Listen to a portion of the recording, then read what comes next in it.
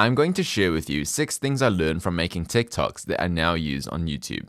So I've grown several TikTok accounts. I grew the startups TikTok to 34,000 followers, my own to 16k, this one to 9.8k with just 12 videos, and you get the point. In the process, I learned a few cheeky things that allowed us to gain more views, and in this video, I'm going to share with you some of those things and how it applies to YouTube. Let's get started. So the first lesson I learned from making TikToks is the power of familiarity. So on TikTok, I did this cheeky thing quite often where I show the viewer something that they would be familiar with. It's almost like introducing a mutual friend. Now, in this video that almost got 1 million views, I showed the Sky Tower, and the Sky Tower is a prominent landmark in New Zealand. So in the viewer's heads, if they're from New Zealand, it would have been something along the lines of, this account's from New Zealand, the content of this video would likely apply to me, therefore I'll keep watching. So in a diagram format, it probably looks something like this. So the landmark acted as the mutual friend between the viewer and our video, which helps build a connection. And it gives more reasons for the viewer to keep watching.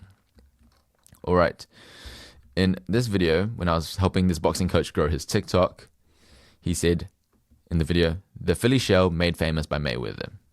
So again, in the viewer's heads, this guy knows Mayweather and his Philly shell, therefore he must know what he's talking about.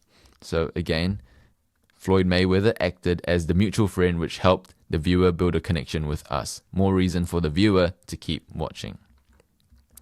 Now, how I'm utilizing this on YouTube is that I'm using Alex Hormozi and Ali Abdaal as examples in a lot of my videos.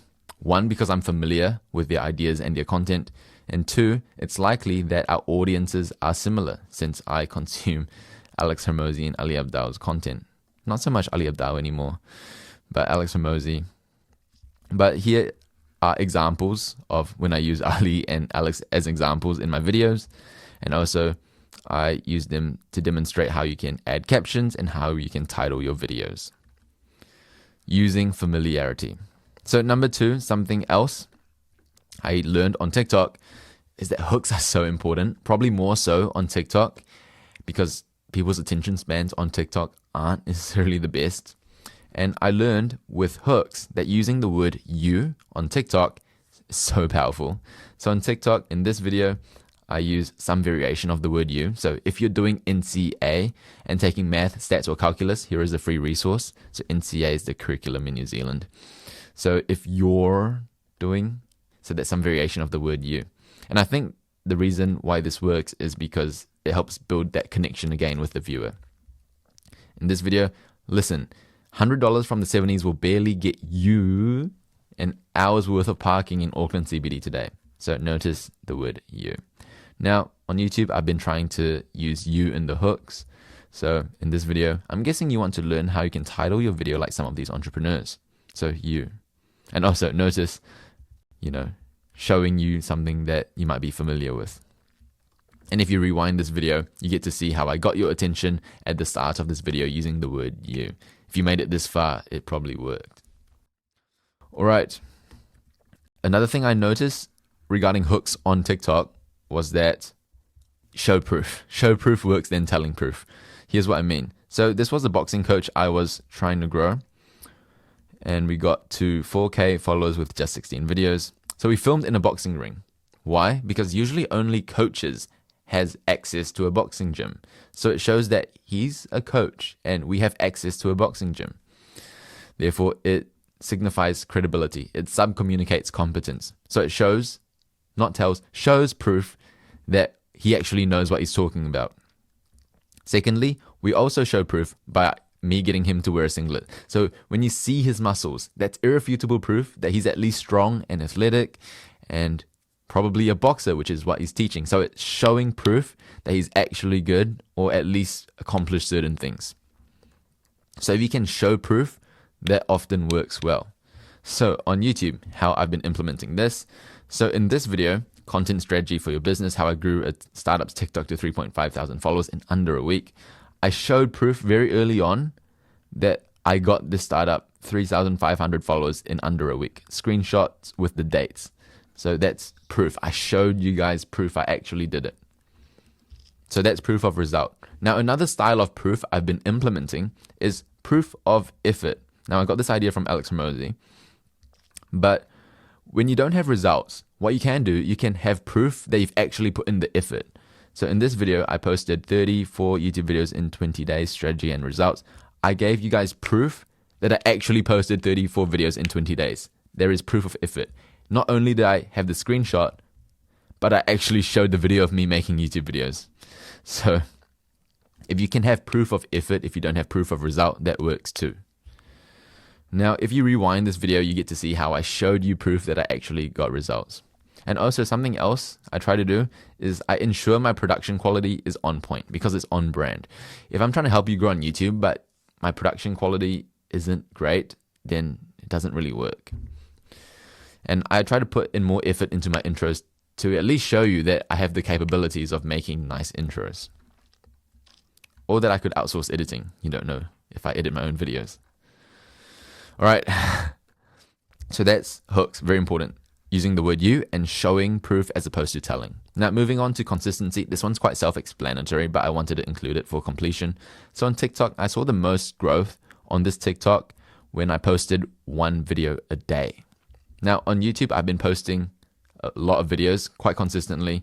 It's like going to the gym, right? You can't gym for 1 week, take 1 week off, go to the gym another week, and try really, really hard, but then take the next week off. You can't expect to make a lot of progress because you're not consistent. It doesn't work like that. It's the same with content. You've got to be consistent too. So, consistent.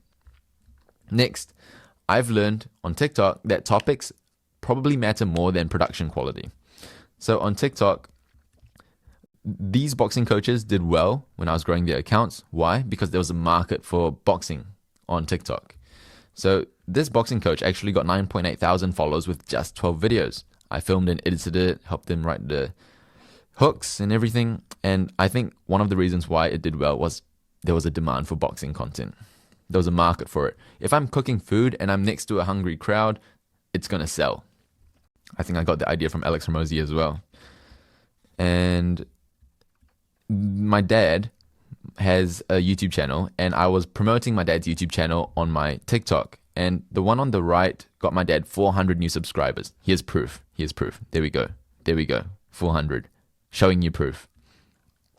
And the reason why I think these videos did well was because there was a market for it. People wanted to know how to learn NCA math. NCA is the curriculum in New Zealand. And something to note was that both these videos were produced very differently. So this video was high production quality. This video was much less production quality. However, the script was similar and the topic was similar, which is why I think script and topic matters more than production quality. However, both of them still looked native to the platform. Here's proof again, showing you proof. All right, just in case you needed to get that concept hammered in. All right, now on YouTube, how I've been implementing this. So I've been trying to be intentional with the topics I've made. So this video I made way back. This was like the second video I ever made. I didn't really know much about YouTube. I just made it on my iPad Pro. I filmed, edited, did the voiceover, everything on the iPad Pro. The production quality isn't great. It's not bad, but it wasn't great. So the topic mattered. The reason why it became my most viewed video was because of the topic. I don't think it was because of the production quality or my fancy script writing. It was just the topic, and probably because it was relatable as well. So if you could get a topic or position yourself in a niche that is hot or is doing well, but you also must enjoy it too, then I think the video and the content will do well. This video did well because there wasn't many tutorials on how to create one-word captions on CapCut Mac and PC, which is quite niche, but there wasn't many tutorials. So when I made this tutorial, it filled a gap in the market, and that's why I think it did well in comparison to my other editing tutorials. So my overall point is that topics matters more than production quality. I'd say topics and script more than production quality. Lastly, another thing I learned from TikTok was that if you have a call to action at the end of your video or in the middle of your video, make it in alignment with the viewer's self-interest, because that's something we can always trust the viewer to do. So on TikTok, when I had part 1, part 2, part 3 videos, at the end of part 1, I'd say follow for part 2. So if they wanted part 2, the most logical thing for them to do would be to follow. So it's in alignment with their self-interest. Now on YouTube, at the end of these videos, what I usually do, I either recommend a video or a playlist that would further assist the viewer in nailing these concepts home. So if you wanted to learn more about content strategy principles and how I got this startup, 3.5 thousand TikTok followers in under a week, you can check out this video here. So see what I did there. Also, I often do this thing where I say, if you want to download this PDF, this flowchart thing, there'll be a free PDF down below. Click the link in the description box. So there we go. That's another thing that is in alignment with your self-interest that I would want you to do as well. So if we have mutual self-interest, then it works. So thanks for watching. My name is Junius. I help people make and strategize educational content. If it sounds like you, consider subscribing. See you in the next one.